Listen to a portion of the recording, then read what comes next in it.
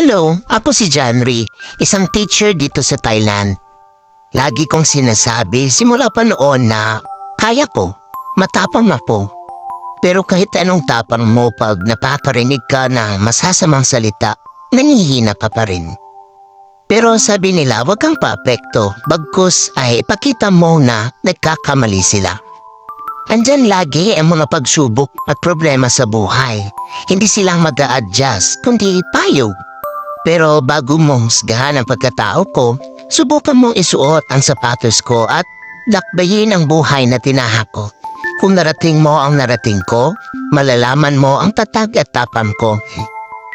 Kahit gaano kapapadaling makisama sa kanila, di maiiwasan na masalita sila na hindi maganda pag wala ka. At yung walang-wala ka na talaga. Manghusga ka, manlait pa, manira ka pa. Hayaan kita. Ang tanong ko lang, malinis ka nga ba?